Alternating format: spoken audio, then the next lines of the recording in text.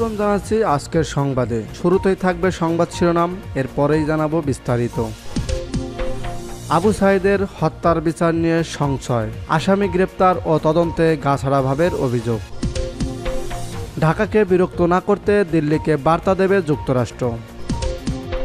Doctor ইউনূসের megaphone কূটনীতিতে বিস্তৃত ভারত, বিবিসির বিশ্লেষণ।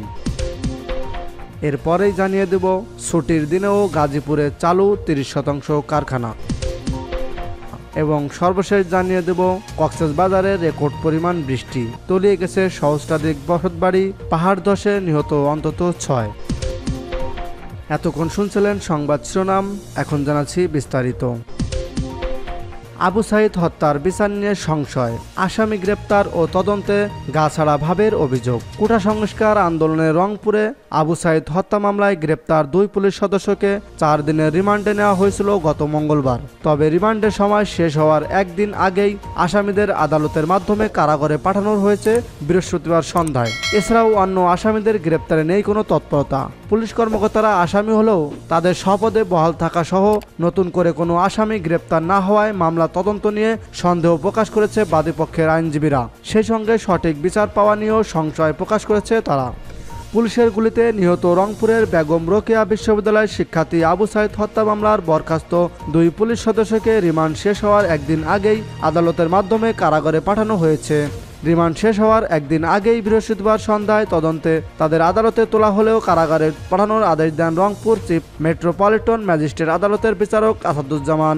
এই 2 পুলিশ সদস্য হলেন তাজহাট থানার সাবেক সহকারী উপপরিদর্শক এএসআই আমির হোসেন ও কনস্টেবল সুজন চন্দ্র রায়।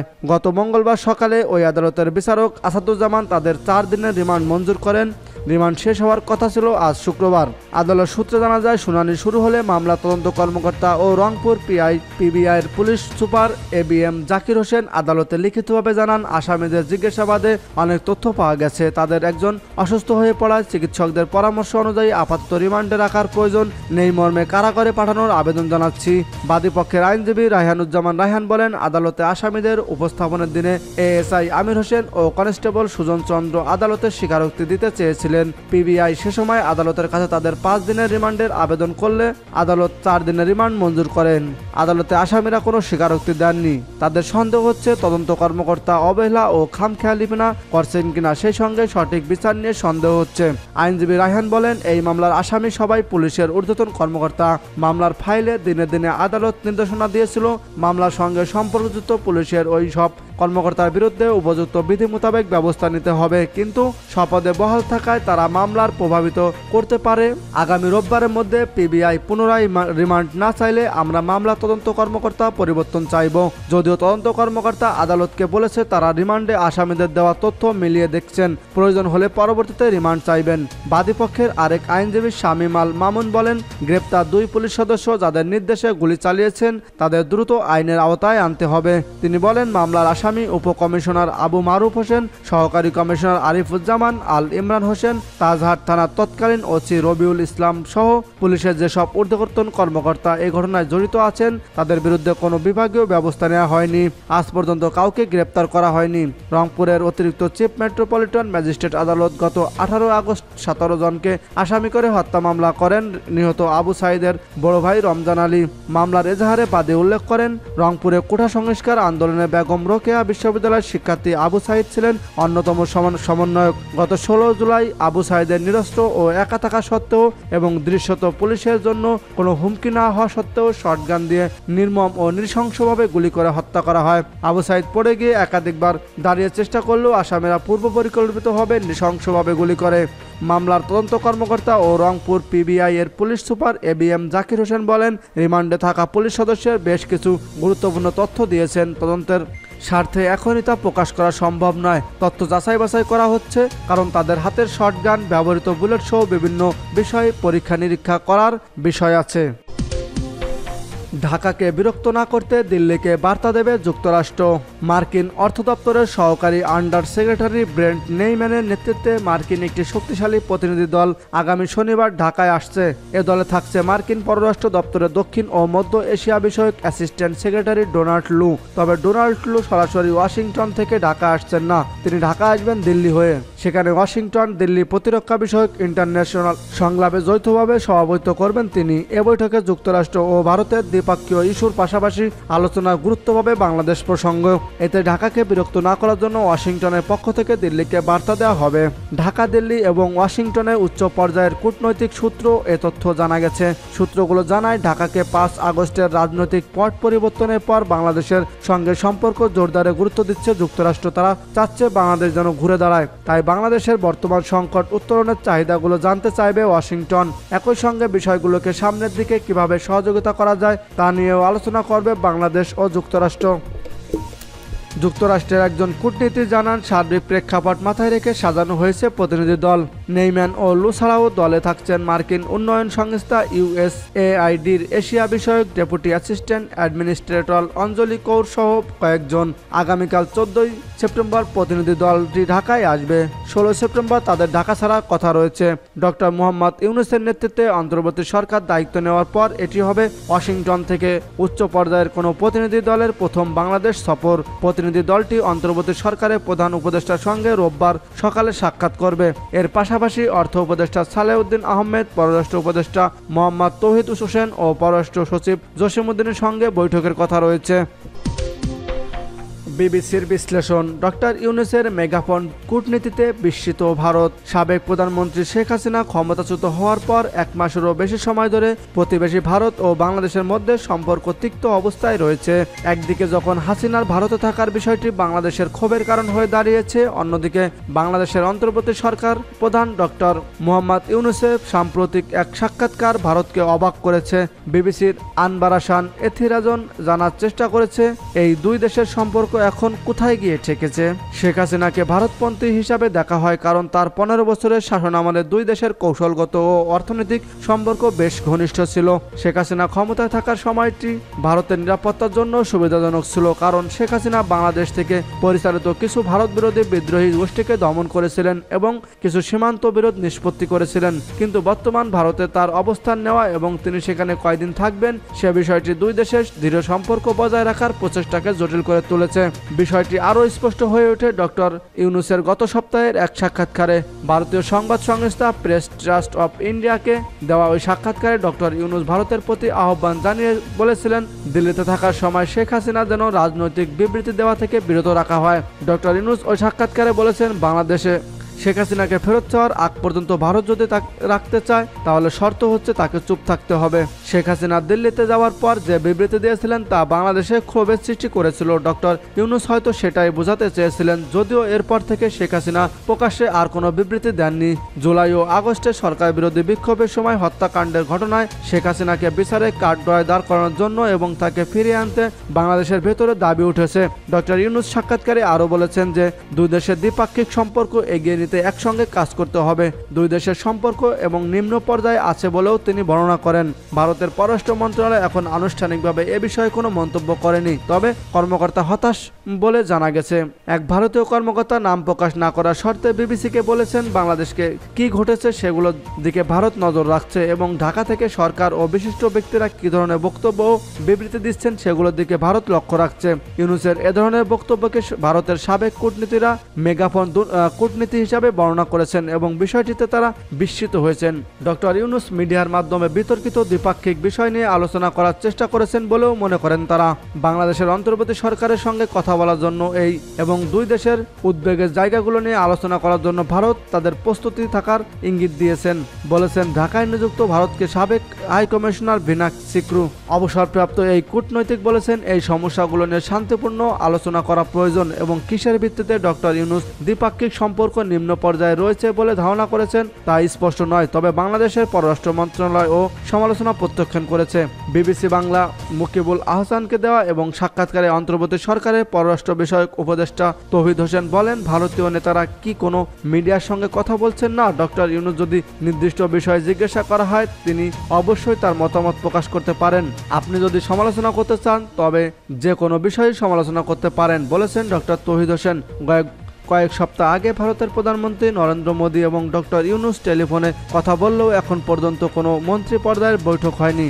ভারতে একটি বড় ধরনের ঐক্যমত রয়েছে বলে মনে হচ্ছে যে শেখ হাসিনা যতদিন না অন্য কোনো দেশে প্রবেশের অনুমোদন পাচ্ছেন ততদিন তিনি ভারতে থাকতে পারবেন। তবে বাংলাদেশের আন্তর্জাতিক অপরাধ ট্রাইব্যুনালের নবনিযুক্ত প্রধান প্রসিকিউটর মোহাম্মদ তাজুল ইসলাম বলেছেন, বিক্ষোভের সময় হত্যাকাণ্ডের সঙ্গে জড়িত থাকার অভিযোগে তাকে বাংলাদেশে ফিরিয়ে আনার জন্য তারা পদক্ষেপ নেওয়া হচ্ছে। পররাষ্ট্র বিষয়ক উপদেষ্টা সাংবাদিকদের বলেছেন, যেহেতু তাকে বাংলাদেশে গণহত্যার আসামি করা হয়েছে আমরা তাকে আইনিভাবে বাংলাদেশে ফিরিয়ে এনে বিচারের মুখোমুখি করার চেষ্টা করব। তবে বিশেষজ্ঞরা বলেছে বাংলাদেশ আনুষ্ঠানিকভাবে অনুরোধ জানালেও শেখ হাসিনাকে প্রত্যাবর্তন করা সম্ভব কম। ঢাকায় ভারতীয় সাবেক হাই কমিশনার রেভা গাঙ্গুলী দাস বলেন, তিনি এখানে ভারতের অতিথি হিসাবে অবস্থান করেছেন। আমরা যদি আমাদের দীর্ঘদিনের বন্ধুর প্রতি মৌলিক সৌজন্যতা না করি তাহলে ভবিষ্যতে কেন কেউ আমাদের বন্ধু হিসাবে গুরুত্ব সহকারে নেবে?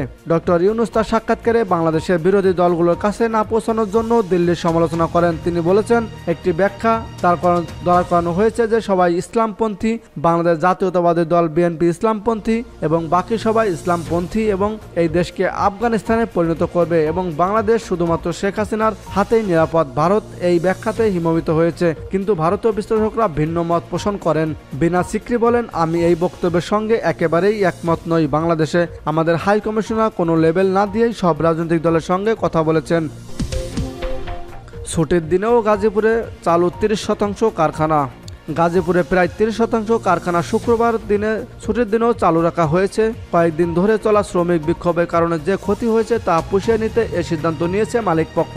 পুলিশ ও সেনাবাহিনী সহ অন্যান্য আইন শৃঙ্খলা রক্ষাকারী বাহিনীর সহায়তায় আজ সকাল থেকে শুরু হয় কারখানাগুলোর উৎপাদন কার্যক্রম। বিকেল 5:30টায় এ প্রতিবেদন লেখা পর্যন্ত কোথাও কোনো শ্রমিক বিক্ষোভ বা আইন শৃঙ্খলার বিঘ্নের কোনো খবর পাওয়া যায়নি। বিভিন্ন দাবিতে প্রায় 2 সপ্তাহ ধরে চলা শ্রমিক অসন্তোষ, এতে এক ধরনের অস্থিতিশীল অবস্থা তৈরি হয় শিল্পনগর গাজীপুরে।